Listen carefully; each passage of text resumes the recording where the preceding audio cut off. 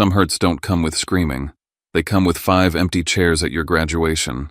Seats your family promised they'd fill. Your name gets called, you shake hands, you smile for the photos while your chest is burning because they chose your sister's bridal shower instead. And we've all felt that kind of absence, haven't we? The kind that makes you question what you're worth. Today's story isn't for us to celebrate anyone's downfall, and it's not to judge people like they're simple. I just want us to walk into it gently. Because sometimes the moment that breaks you is also the moment that frees you. Because right after the ceremony, you open your diploma holder expecting your degree, and a plain envelope slides out. Not from the university. No logo.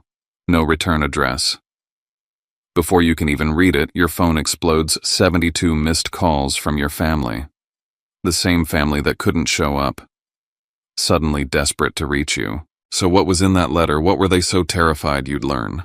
Let's get into it. My name is Talon Pierce, and I'm about to tell you what was really inside that envelope, what my family was hiding behind all those empty chairs, and the exact second I stopped being the easy one they could control. But before I share this, I just want to know you're here with me. Drop a simple hi in the comments or tell me where you're watching from.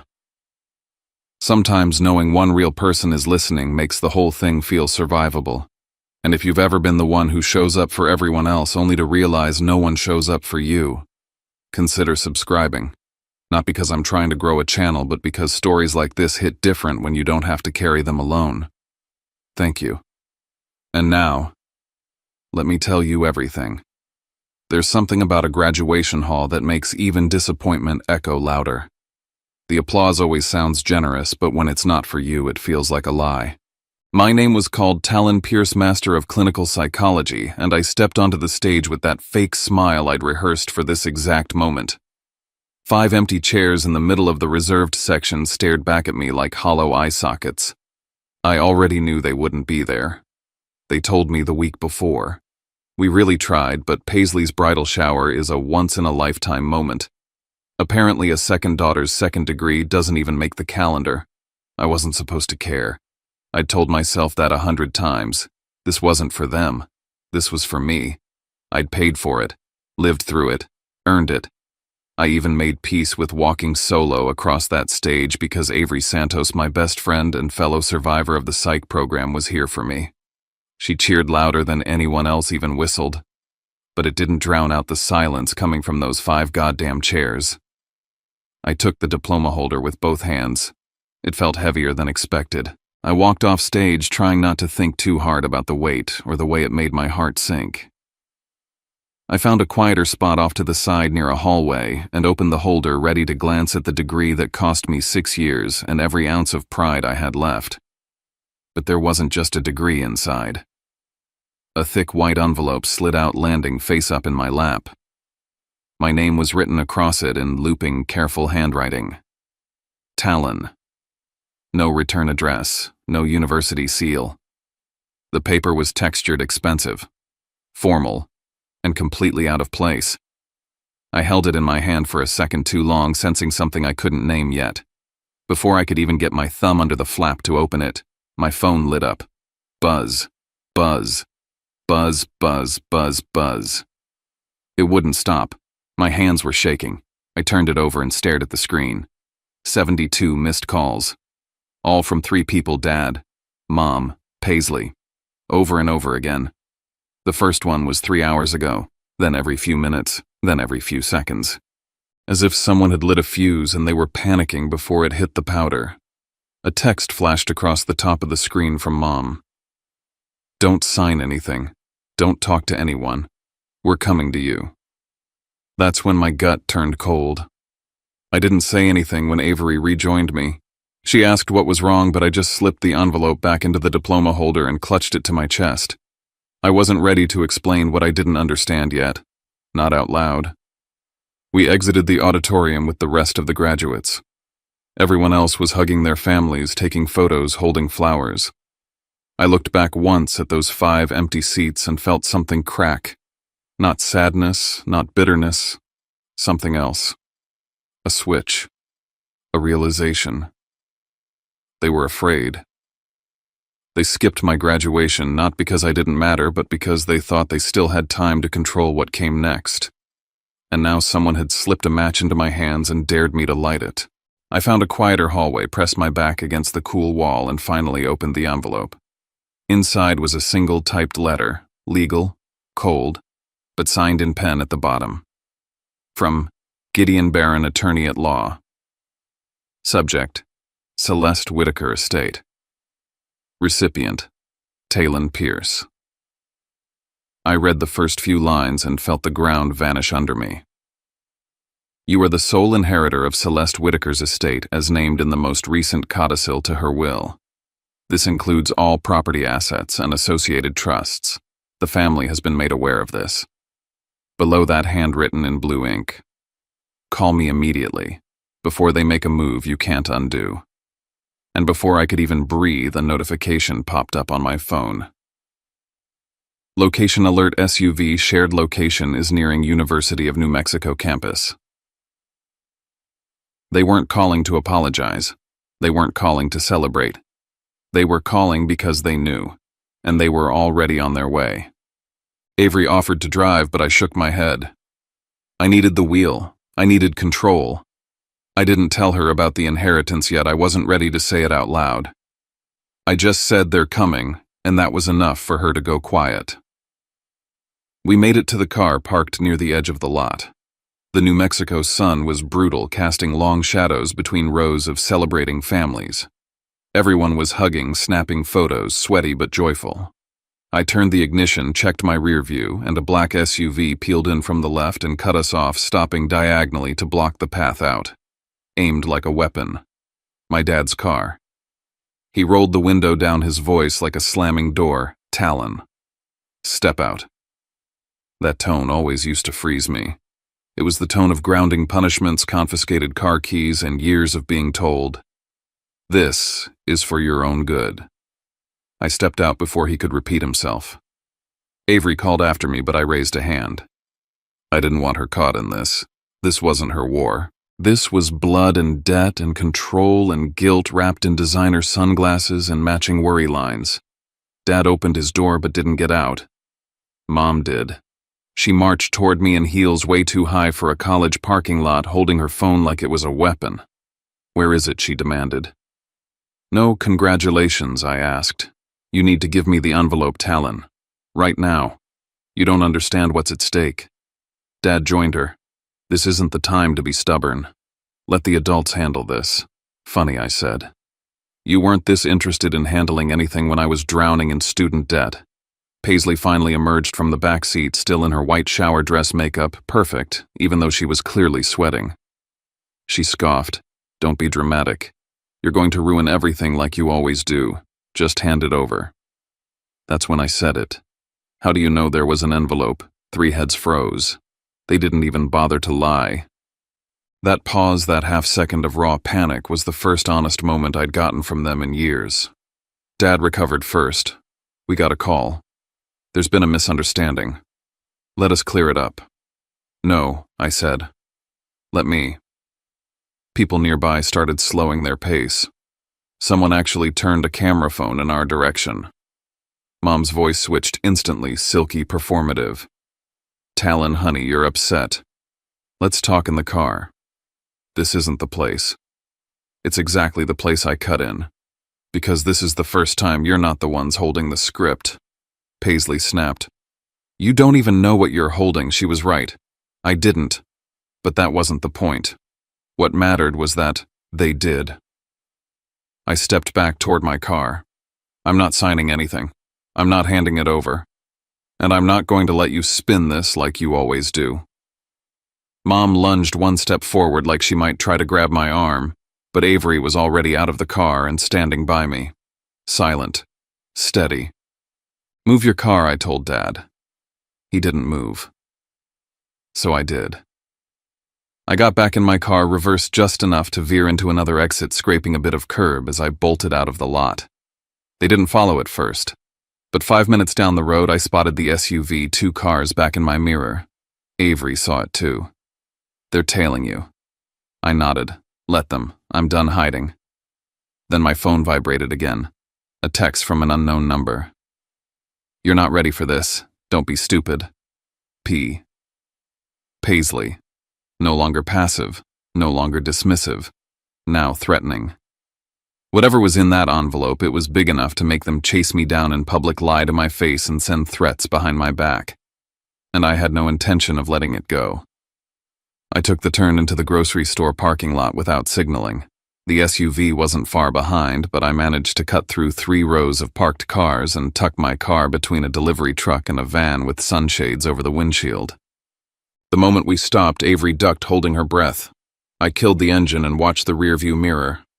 10 seconds passed. The SUV cruised by, slow at first, then sped up toward the far exit. Avery exhaled. You've done this before. Living with my family's like growing up in a Cold War. You learn how to disappear. We waited another 2 minutes before pulling back onto the main road. I didn't talk. She didn't push. She just stayed close. 5 minutes later, I turned into the glass and wood office complex that housed Barron Legal Group. Clean lines, tinted windows, a feeling like walking into a courtroom even before you got inside. But before I could park, the SUV appeared again, this time already there. They'd beaten us. I slammed on the brakes. Dad stepped out first, planting himself at the entrance. Sunglasses on, posture stiff. His hand rested against the glass as if it were his property. Mom was next, her eyes already shiny but not from sunlight. Paisley stood a few feet back, biting her lip like she hadn't decided whether to beg or sneer.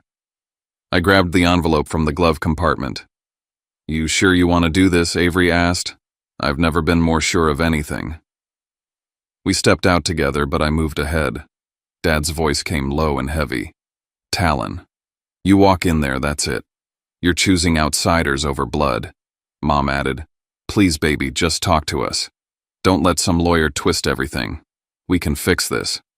Paisley took a softer tone than usual. You don't have to make it worse. Just give it back. We'll handle it like adults. I stopped inches from Dad's hand on the glass. This morning you made a choice, I said. You didn't show up for me. You showed up to control me, and now it's too late. I pushed the door open and walked through. The glass door closed behind me with a soft hiss that felt like a steel gate slamming down. The lobby was silent and cool, the kind of professional hush you only get in places where life-changing decisions are made. A receptionist greeted me by name. Mr. Barron is expecting you. So the letter hadn't been a gamble. It was planned. We were led to a private conference room with high windows and thick carpet. Gideon Barron stood as we entered. Early 60s, silver hair, blue eyes that didn't blink often. He extended his hand with the kind of calm that said he'd stared down families like mine before. I'm glad you came, he said and turned to Avery. And I'm glad you brought a witness. He didn't waste time. Mr. Pierce Celeste Whitaker named you sole heir to her estate 8 months before her passing. The assets include real property, trust accounts, and investment holdings. Your name appears in all final versions of her will and codicils. I kept waiting for the catch. My family contested, I asked. They tried. The claims were rejected on the basis of clear intent and signed documentation. What's more interesting is how they attempted to delay your notification. He leaned forward. They wanted time. They needed you unaware. He reached for a folder and laid out a document across the table. This is your official status as the inheritor. We've filed all necessary court confirmations. They're past the point of stopping it. I almost laughed from the absurdity. So why the panic? He smiled, just barely. Because they know this. He tapped the folder, isn't the whole story. What does that mean?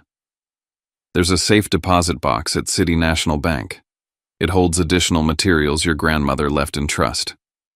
She gave specific instructions you were not to open them unless you were being pressured or misled.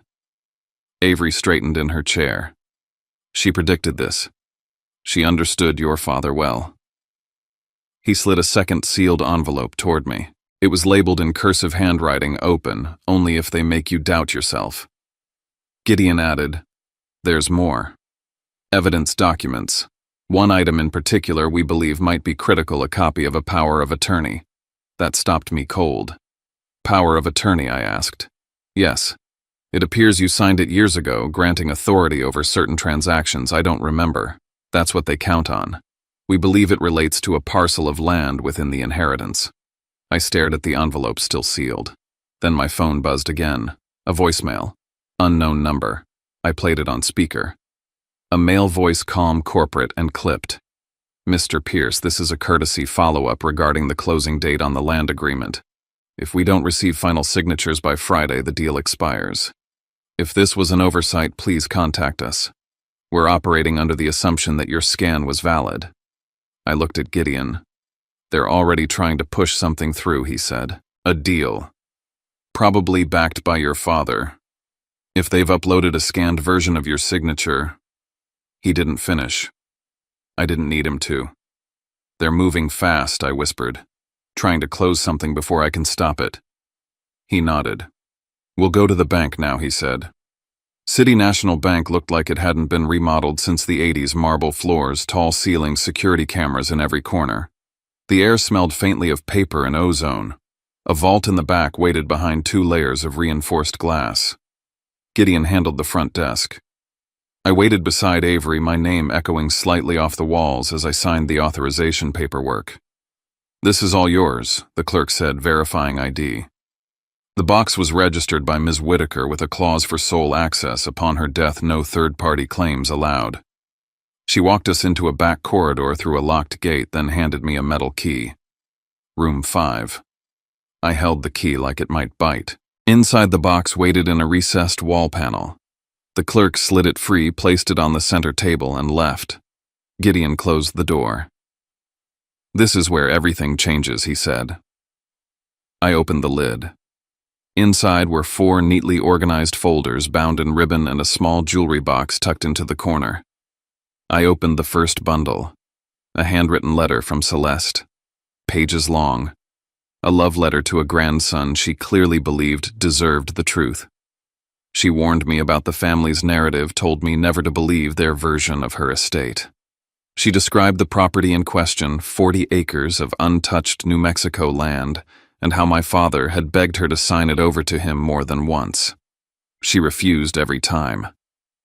The second folder was sealed. Gideon carefully broke the tape and laid out a document labeled, "To be opened only if Talon is coerced or misled." Inside detailed logs of my father's attempts to use the land as collateral for loan letters from banks and Celeste's notarized affidavits rejecting the deals. She'd documented everything. The third folder held property assessments, maps, and communication from a development firm eager to acquire the land for a resort project. Big money. Then the final folder. That's where I saw it. My name, my signature. A scanned copy dated 6 years ago. I remembered the day in pieces. I was home on break. Dad said it was a routine form insurance or something. I was half asleep signing while eating breakfast. It was a general power of attorney. Still valid. Gideon swore under his breath. They've been sitting on this, waiting. The voicemail. It's from the development firm. They think this sale is cleared. My throat went dry. They're about to sign away the land using my signature. Gideon nodded. Unless we stop it by morning. My phone buzzed again. A text from a new number. From a new. Attached a PDF. Screenshot of a nearly completed contract. My signature already placed. Text below it. You're already in. Don't drag this out. I turned to Gideon.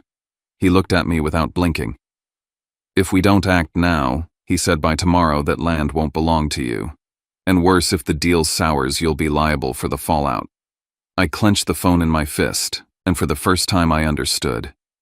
This wasn't about inheritance. This was about sabotage disguised as love. And they were almost done pulling it off. I woke up to Avery's voice shaking with quiet fury. You need to see this. She held out her phone screen aglow with a family group thread that I didn't even know still had me in it. Screenshots of vague concern. We're worried about Talon. He's been spiraling. Law school stress really got to him. Then came the line that felt like a punch to the gut. We don't think he's in the right headspace to make legal decisions right now. They weren't just attacking me, they were trying to erase me. I didn't answer her right away. I just stared at my own name next to words like unstable, manic, dangerous. They weren't calling me evil, they were calling me sick. And worse, fragile. Someone whose signature couldn't be trusted, whose voice shouldn't count in a courtroom. When I got to Gideon's office, the storm had already reached him.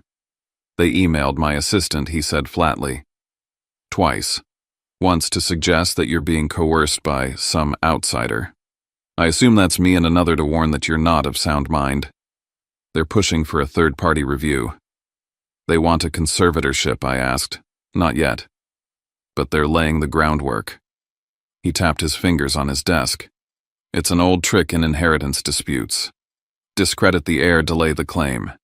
If they file a temporary hold on your rights, we'll be stuck in limbo for weeks. That's time enough for them to finalize whatever deal they've already put in motion. Avery clenched her fists. They're using his degree against him. The irony. Gideon drafted a letter that same hour. We sent formal notification that all communications regarding Celeste Whitaker's estate had to go through his office. Then he pushed a new packet in front of me, a revocation document for any and all prior powers of attorney, specifically targeting the decade-old signature I'd seen yesterday. We file this today, he said. It won't reverse the past, but it'll stop them from trying to reuse that ghost. I signed. My hand didn't even tremble. We were about to leave when Gideon's phone buzzed. He held it to his ear, listened without interrupting, then turned to me. There's someone who wants to meet you. His name's Rowan Klein. Says he works or worked with the development company tied to the property. He said, and I quote, Talon's signature is being used to close a deal he doesn't know exists. I don't want to be part of a felony. We met Rowan in the back booth of a forgettable cafe just outside the city. He was lean tense with a Bluetooth still in his ear like he hadn't had a day off in years. His eyes flicked between me and Avery before settling on a worn manila envelope in his lap. I don't want trouble, he said, sliding it across the table. But I'm not going down for this. Inside were printed emails, PDF contracts, scanned IDs. They'd said I was abroad. They'd told his team I was unreachable due to medical leave, that Harlan Pierce, my father, was authorized to finalize everything. They even CC'd a scanned copy of my ID and signature. They had answers ready for everything Rowan said, and they used a local notary that signed off on dozens of documents for them over the years. I thought it was odd at the time, but families are weird, you know. My mouth was dry. What's the timeline? They want it signed, sealed, and filed by Friday. 48 hours. Back at Gideon's office, I told him everything. He didn't look surprised. Angry, yes, but not surprised. Rowan mentioned something else, I added. He said the bridal shower, that was a decoy. My family wasn't just celebrating Paisley, they were in Santa Fe meeting with the company. Gideon sighed. So they skipped your graduation to finalize the theft of what you inherited. As we left the office, my phone buzzed again. A blocked number. Then a notification. You've received a legal inquiry. Attached was a PDF labeled Capacity Evaluation Request. Talon Pierce. Filed anonymously. I showed Gideon. They're not just stealing land, I whispered. They're trying to legally silence me. He nodded. Then tomorrow we speak louder. The next 12 hours blurred into a legal triage. Gideon worked like a surgeon under fire. He drafted affidavits revoking all prior authorities' letters, flagging fraudulent use of my name, and a statement under oath that I had not and would not authorize the sale of the Santa Fe property. We drove to the county recorder's office before dawn, arriving just as the doors unlocked. The woman at the front desk looked unimpressed until Gideon laid the packet down. It's urgent. Fraudulent real estate transfer. We believe forged documents are in queue. She scanned it quickly, then nodded. We'll mark the parcel as flagged. If anything comes through, it'll trigger a hold. Gideon leaned close to me as we walked out. That buys us a little time. Not much. The next blow came midday and it hit hard. Gideon's paralegal pulled up a scheduling notice from the recorder's system. The Pierce Trust, operating under a shell LLC, had filed pre-approval for transfer. Their notary had submitted supporting documents that morning. They were hours ahead of us. We called the developer directly. A project manager answered confused but polite. Gideon told her point blank, "You are relying on a signature that's been used without consent. If you finalize this, you are complicit." There was a long pause.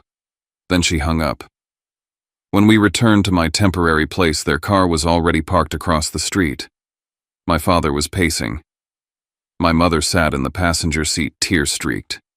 Paisley leaned against the hood like she was in a drama she didn't understand. I didn't go out. I hit record on my phone and captured the whole thing. The yelling, the guilt trips, the sobs, and above all, the threat. "If you ruin this for us, you're dead to this family." Later that night, I pulled the sealed envelope from Celeste's folder, the one labeled, "Only open if they push you." I tore it open. Inside was a letter. Her handwriting was shaky but firm. "I told your father no. He brought a notary to my house and I made them leave.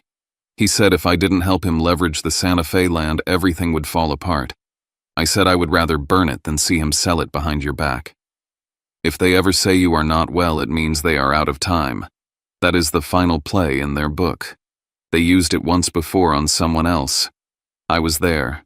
I watched it work. Use this letter. Use this plan. I chose you because I knew they'd never see you coming." Attached was a checklist of 2 names neighbors who could testify that she was lucid and coherent in her final days. Another sheet was addressed to Gideon. She had trusted him. She had counted on him to protect me. And then I saw it. Folded behind the letter. A second envelope. This one was labeled "Deliver on the day he walks the stage." It had a short note inside. "They won't come, I know that. But I wanted the only thing you got that day to be the truth, not their silence." Avery stood beside me as I read it, hand on my shoulder. Gideon called again. "They filed an emergency petition. They want to initiate conservatorship and remove your legal authority until a psychiatric evaluation." I closed my eyes. "What's our move?" "We force them into the light," he said. "A public reading, full legal recording. We make them sit and hear the will. We show them the documents. We make their lies burn in front of witnesses." I nodded. "Send the invite."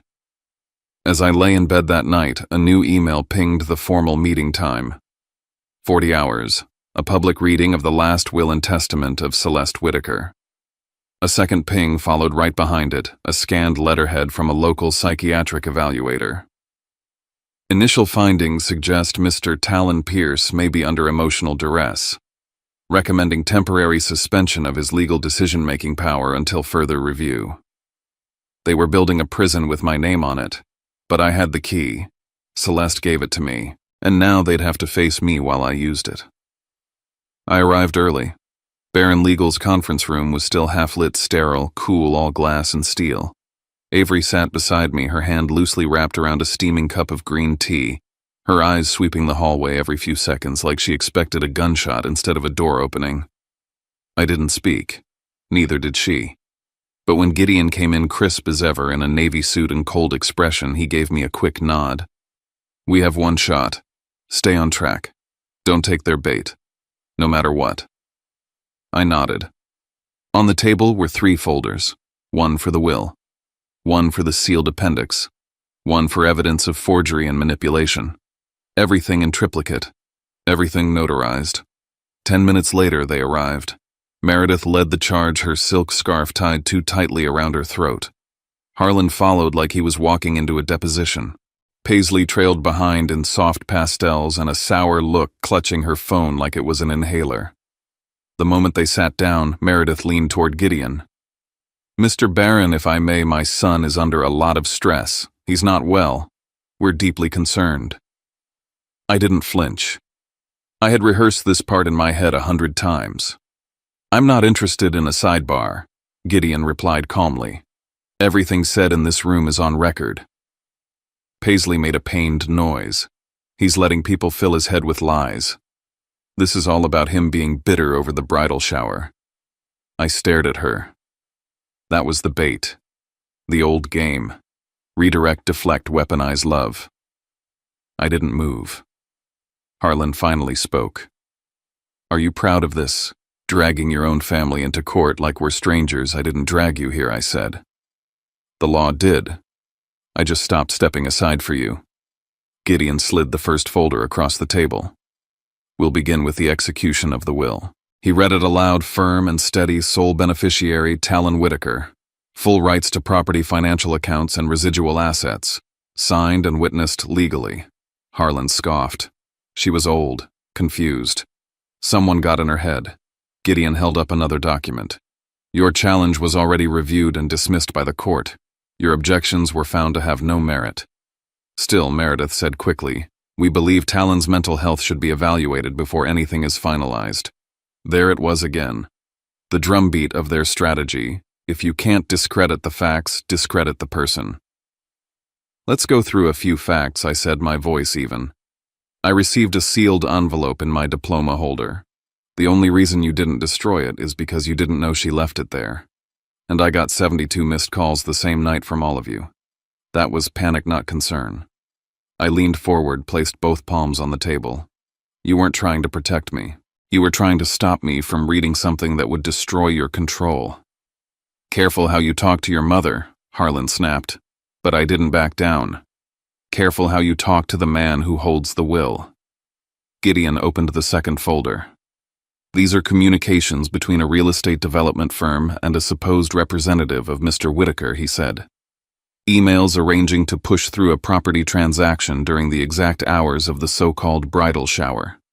Rowan's voice came through the speakerphone on cue. They told us Talon was out of the country, or unavailable for health reasons. I was pressured to move ahead with the paperwork based on assurances from someone claiming to be a family representative. That hung in the air like the stink of something rotting. They were trying to sell the land while telling me to celebrate my sister's wedding shower, I said. They weren't choosing family over me. They were choosing fraud. Harlan opened his mouth, but Gideon was already ahead of him. Let's proceed to the appendix. He unsealed the final envelope. Inside was Celeste Whitaker's handwriting, familiar, elegant, deliberate. She suspected you'd try this, Gideon said without looking up. She wrote here that you once took her to sign documents she didn't understand. She wrote that she refused to sell the land because she believed you'd leverage it for loans or promises you couldn't keep. She warned that if anyone ever tried to paint Talon as unstable, it would be a manipulation. Paisley had gone silent. Meredith's lips were trembling. Harlan just leaned back and folded his arms as if the air had left the room. Then came the final blow. I never gave power of attorney to anyone, I said. Not for this land, not for any account. And certainly not to people who saw me as an obstacle instead of a son. And yet Gideon added a power of attorney document was used with Talon's scanned signature to attempt a property transfer. He dialed again. This time the voice from the real estate company came on. We were under the impression he consented. His family assured us it was just a formality. We were working on a tight timeline. You were fed a forgery, Gideon replied. Continuing with the transaction opens you to liability. Silence. Then a flat, we'll put the file on hold. Paisley suddenly stood. Why does this feel like a trap? Her voice cracked. Because it was, I thought. A trap you all set and then fell into. Before she could retreat behind her tears, another knock at the door. It was Grant, the man she'd been engaged to. Or maybe still was. I just have one question, he said to her. Why were you at a land negotiation in Santa Fe the same weekend you told me you were planning a bridal shower? Her mouth opened, closed. Her entire performance fractured.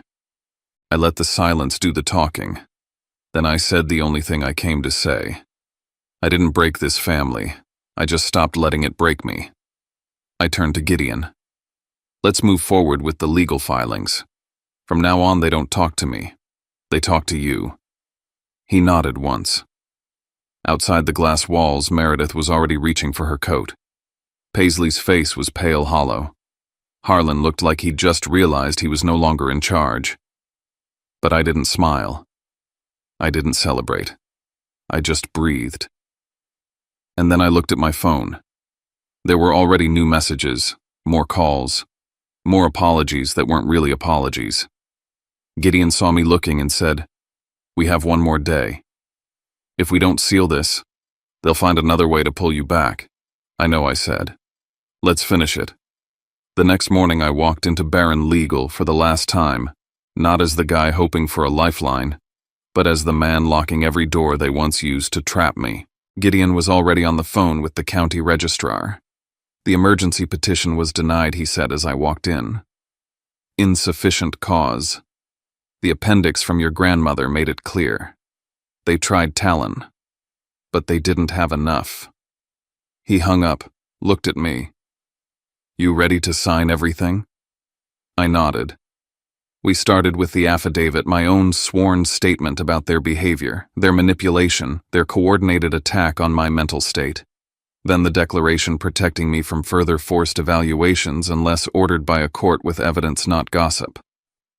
Rowan had already emailed a timeline of communications detailing who initiated what and when.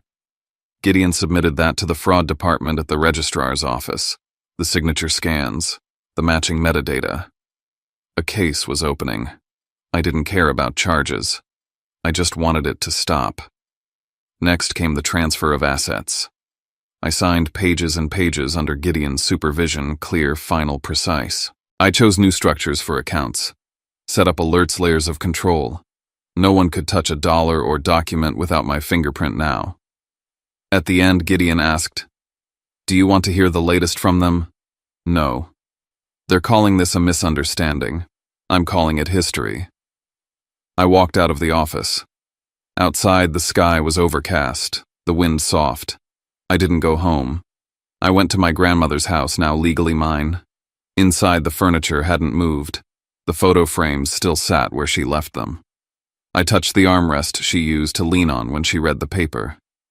And then I sat down and pulled out the last letter I'd found tucked behind her old recipe box. She'd written, "You saw me as a person, Talon, not a prize. That's why you're the one I trust." I folded the letter and slid it back in the box. Later that night, my phone buzzed again. "Meredith, can we talk, Harlan? Let's resolve this without drama. Paisley." "You didn't have to humiliate us." I turned off my screen. That wasn't silence. That was peace. And this time, it belonged to me. I keep thinking about how quiet it got after everything was said and done. Not the kind of quiet that feels like punishment. The kind that finally belongs to you. And maybe that's the part that stays with me most. Because in the middle of all the papers and threats and pressure, what I really got back wasn't money. It was my own voice.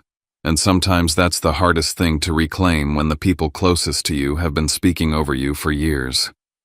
If there's anything we can hold from this, it's that we don't always get to choose who shows up for us. But we do get to choose what we accept, what we carry, and what we put down. We can still lead with kindness without handing our life back to someone who keeps reaching for the steering wheel. We can feel compassion and still keep a boundary. Both things can be true. And if you've ever been the one left out, overlooked, or treated like your milestones didn't count, I'm really glad you were here with me. If you want to leave a few lines in the comments, just tell me where you're watching from or what part of this hit closest to home. And if you'd like to stay in a place where stories get heard without judgment, you can subscribe. Not as a favor, but as a way of joining this little community of listeners and sharers. All right, take care of yourself, and I'll see you in the next story.